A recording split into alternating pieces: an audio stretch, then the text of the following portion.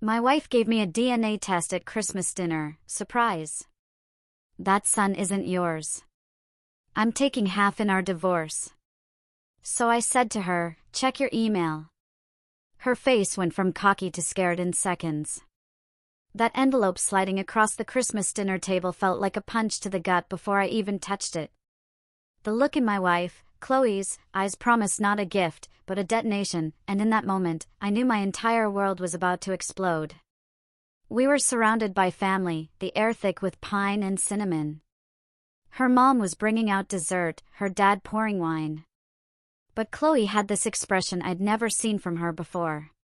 Sophie, her sister, sat nearby with her kids, and her brother was bickering with his own wife about something trivial. The whole scene, the entire festive atmosphere, was just a backdrop. Chloe pushed the envelope towards me with 2 fingers, her red nails tapping against the paper. She said it loud enough for everyone to hear, "Open it. This is your real Christmas present." The way she emphasized real made people look up from their plates, a sudden hush falling. Her mom thought it was something sentimental. Her dad even raised his glass, probably expecting an announcement about a promotion or another baby. I opened it slowly, my heart thudding. The first thing I saw was the letterhead, a DNA testing lab. My hands went instantly cold. The results were laid out in clinical black and white. Leo, my 4-year-old son, who'd just fallen asleep upstairs after opening his presents, the kid who called me daddy and hugged my leg every time I walked through the door. Right there, 0% probability of paternity. I read it twice, my mind screaming for a mistake, but the numbers wouldn't change. 0%. No margin for error. He wasn't mine. The entire table went silent. Her mom stared at the envelope clutched in my hands. Sophie stopped cutting her pie. Even the kids, oblivious moments before, seemed to sense the sudden, heavy wrongness in the air. Chloe leaned back in her chair, took a slow sip of her wine, and started talking before anyone could even breathe a word. She announced to everyone that she'd stopped loving me 2 years ago. Just said it out loud, casual as if commenting on the weather. Mark, my business partner, my best friend, had been giving her what I apparently couldn't. Stability, she called it. Emotional connection. Her mom's face went utterly pale. Her dad set his wine glass down so hard I thought the crystal would shatter. But Chloe kept going, and what she said next was so chillingly calculated, I realized this wasn't spontaneous. This was a public execution, planned down to the last, brutal detail. She'd been waiting for my tech startup to take off, waiting for me to pour every ounce of myself into building something valuable. Leo wasn't an accident, she explained. He was insurance. She'd gotten pregnant deliberately, put my name on the birth certificate, and then, waited. Waited while I worked 80-hour weeks, sacrificing everything to build our financial security. Waited until the company was worth something real. And now? She was filing for divorce. She'd take half of everything I'd built, plus child support based on my new income, and walk away set for life. She even had lawyers lined up. She'd been documenting everything for months, meticulously building a case that I'd accepted parental responsibility. Which, she explained, meant the courts wouldn't care about biology. In her mind, I was trapped. The law was on her side. She'd already won. Her mom started to cry. Her dad just stared at Chloe, like he didn't recognize his own daughter anymore. Sophie, her sister, quickly gathered her kids and disappeared into another room. But Chloe just sat there, smug, waiting for me to fall apart. Waiting for me to beg, to cry, to make some kind of scene she could use against me later. The weirdest part? I didn't feel angry. Not really. Just this cold, crystal clear certainty about what needed to happen next. Because here's what Chloe didn't know, I'd known about all of this for 6 months. Every single detail of her plan, every move she thought she was making in secret. And while she'd been setting up her elaborate endgame, I'd been building my own case. Brick by brick. Document by document. I looked at her across the table, at this woman I'd once loved enough to promise forever to, and felt absolutely nothing. Just emptiness. I set the DNA test down carefully, smoothing it out like it was just another piece of paper. Then I looked her dead in the eye. Check your email. For the first time that evening, her confidence faltered. A tiny crack appeared in her perfectly constructed armor. She pulled out her phone, a confused frown creasing her brow. She was probably expecting some desperate message, some angry rant she could show her lawyer. Proof I was unstable. I watched her face as she opened her email. Watched the confidence drain away like someone had just pulled a plug. Her eyes went wide as she started scrolling, a horrified realization dawning. It was the divorce petition my lawyer, Daniel, had prepared. Ready to file the moment she made her move. A detailed timeline of her affair with Mark, complete with irrefutable evidence. The fraudulent paternity documentation. Recordings I'd been collecting for months, every conversation where she'd mentioned her plan to Mark.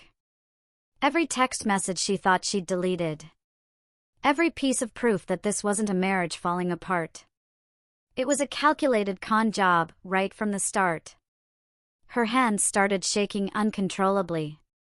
The phone nearly slipped from her fingers. All the color drained from her face, leaving her ghost white. Her dad leaned over to see what was on the screen. Her mom was frantically asking what was happening, but Chloe couldn't speak. She just kept scrolling, page after page of evidence, watching her entire master plan collapse in real time, right before her eyes. I stood up from the table. Her whole family was staring at me now. Some confused, some slowly beginning to understand the magnitude of what they were witnessing. I looked down at Chloe one last time, my voice steady.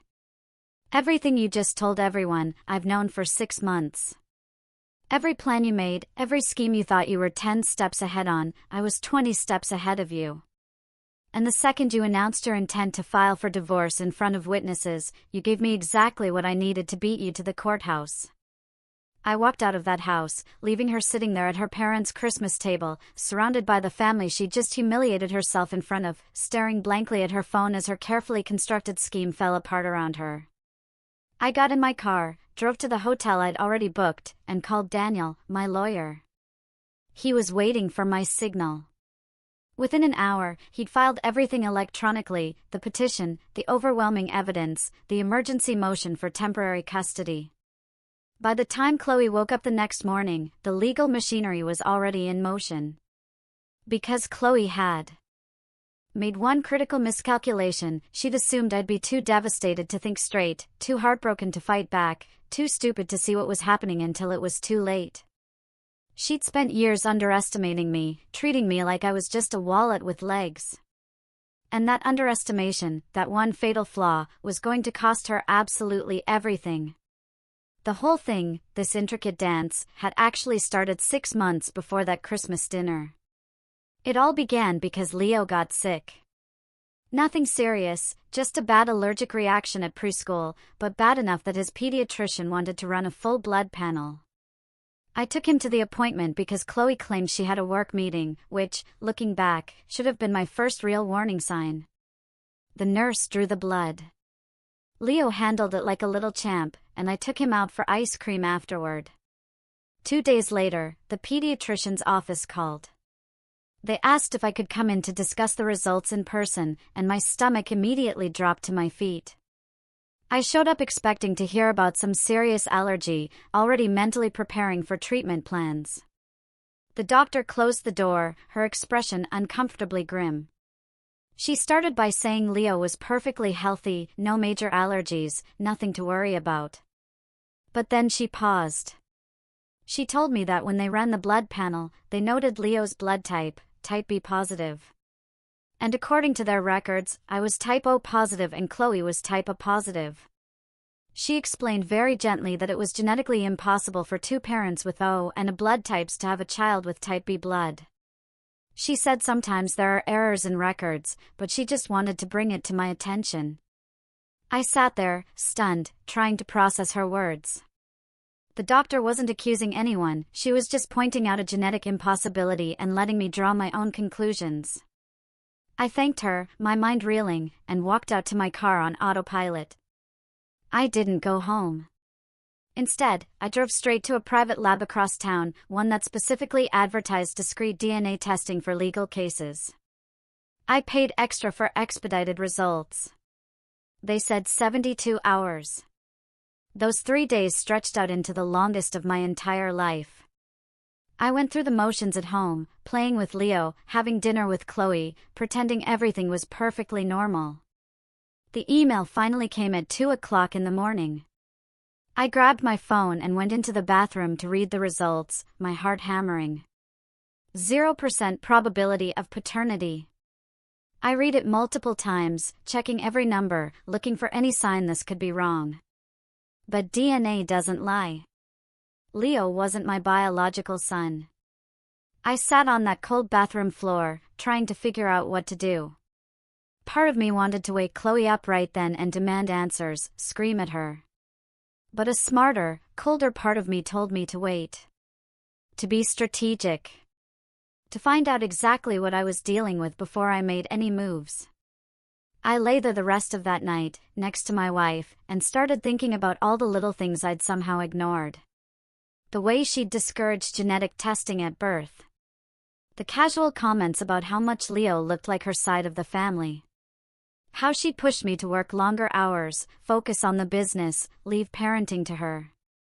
How she'd insisted on keeping our finances mostly separate. How she'd asked me to sign papers updating our business structure, papers I'd barely glanced at because I trusted her. Every single warning sign suddenly became blindingly obvious, screaming its truth. The next morning, I called Daniel Miller, the best divorce attorney in the city.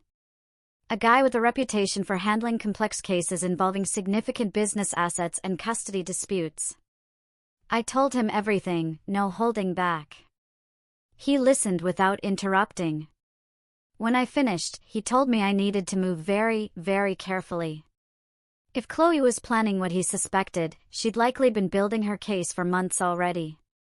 The fact that I'd been acting as Leo's father for 4 years meant I had established legal paternity, regardless of biology.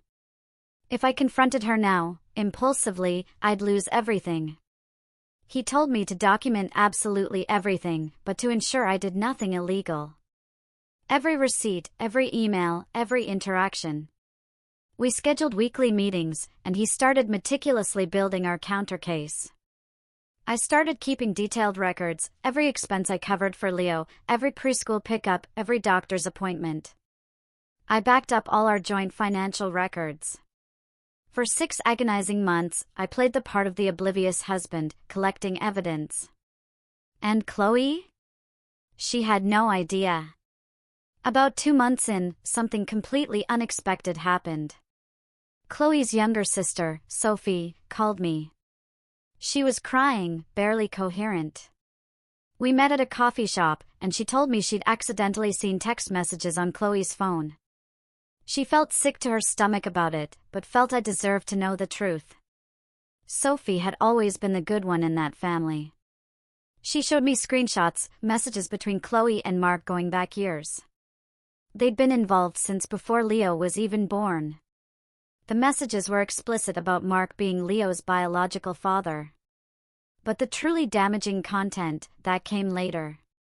Messages where Chloe laid out her entire strategy. How she was waiting for my startup to hit certain revenue milestones.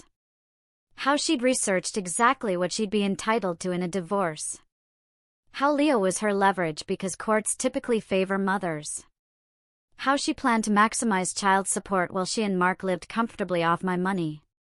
She even had a timeline, January, right after the holidays, when the business would be valued at its peak. Every single step was calculated. Sophie gave me specific dates and conversations she'd overheard. She became my secret ally, my eyes and ears. When Chloe needed someone to watch Leo, Sophie would volunteer and quietly document everything, phone conversations Chloe had when she thought no one was listening, times Mark came by the house. Everything Sophie witnessed, she reported back to Daniel. The worst part, the absolute gut-wrenching worst, was watching Chloe with Leo during those 6 months. She was a good mom. She loved him, took care of him.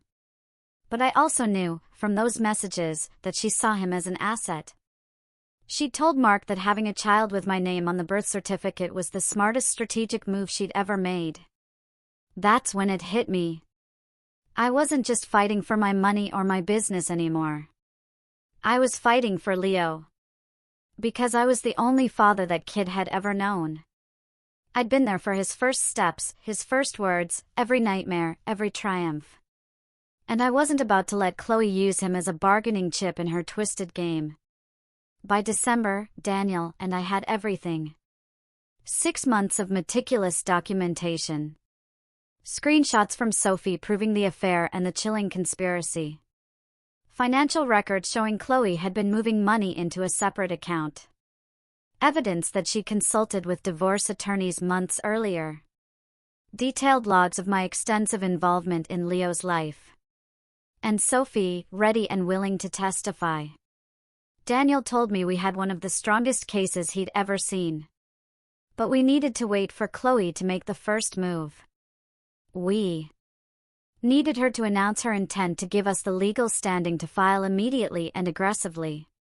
We prepared everything. The petition was written, every damning piece of evidence compiled. The custody motion was ready to go. All we needed was for Chloe to finally show her hand. And then, she handed me that envelope at Christmas dinner. She'd made her move. She'd announced her intent to divorce in front of multiple witnesses. She'd revealed her entire plan, thinking I had no way, absolutely no way, to fight back. That night in the hotel, I gave Daniel the green light.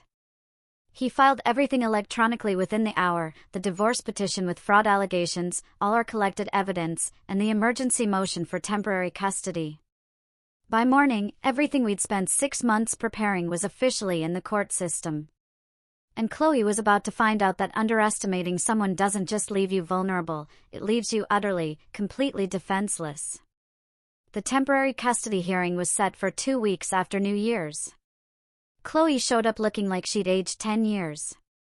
Her lawyer was one of those guys who charges $500 an hour to look intimidating, but I could see the genuine concern etched on his face the moment Daniel started presenting our case. The judge was Judge Eleanor Vance, a woman with a reputation for having zero tolerance for parental manipulation. Daniel had specifically requested her courtroom. She sat there, reading glasses perched on her nose, meticulously going through our documents. Her expression grew darker with every single page. Chloe's lawyer tried to start with the standard approach, talking about maternal bonds and established routines, how disruptive it would be for Leo to change his living situation. Judge Vance held up one hand, cutting him off mid-sentence. She asked if he'd actually reviewed all the evidence. The lawyer stumbled through some answer about needing more time, and the judge's expression made it crystal clear what she thought about that. Then Daniel stood up and calmly walked the court through our case. He started with the blood test that had first triggered my concerns. Then, the DNA results proving Leo wasn't biologically mine. He showed the timeline of the affair, documented through Sophie's testimony and irrefutable evidence going back 5 years. But the truly damaging material, that came next. He presented messages where Chloe explicitly discussed using Leo as leverage. Where she calculated child support based on my projected income. Where she told Mark that her pregnancy was a strategic financial decision, guaranteeing her a payout regardless of how the marriage ended. The judge asked to see those messages on the courtroom screen. Daniel projected them, and I watched Chloe literally sink lower and lower in her chair with each damning word. There was one message, one single message, that made Judge Vance remove her glasses and stare directly at Chloe. From 8 months prior, Chloe told Mark she was planning to reveal Leo's true paternity when he was older, timing it to cause me maximum emotional damage during divorce proceedings. She discussed using a 4-year-old child as a psychological weapon. The judge asked Chloe's lawyer if his client had any explanation for that. He requested a recess. Judge Vance denied it, cold as ice, stating she wanted to hear Chloe's explanation immediately. Chloe tried to claim the messages were taken out of context, that she'd just been venting, that she never actually intended any of it. But Daniel had documented a clear, undeniable pattern spanning months. There was absolutely no way to reframe it. Then Sophie took the stand. She testified about conversations she'd overheard, about times she'd witnessed Mark at the house, about Chloe explicitly telling her she was waiting for my business to reach certain revenue targets before filing. Sophie was emotional through most of her testimony, at one point, even apologizing directly to me. The judge asked Sophie whether she believed Chloe's actions were in Leo's best interest. Sophie looked at her sister, then back at the judge, and simply said, no. She said Chloe had been treating Leo like a financial asset, and that witnessing it had been devastating. Chloe's lawyer attempted to discredit Sophie, suggesting she was biased or held some grudge. But Sophie had screenshots, specific dates, detailed accounts that corroborated everything Daniel had presented. There was no question she was telling the truth. The judge took a 30-minute recess, and when she returned, her decision was already clearly written on her face.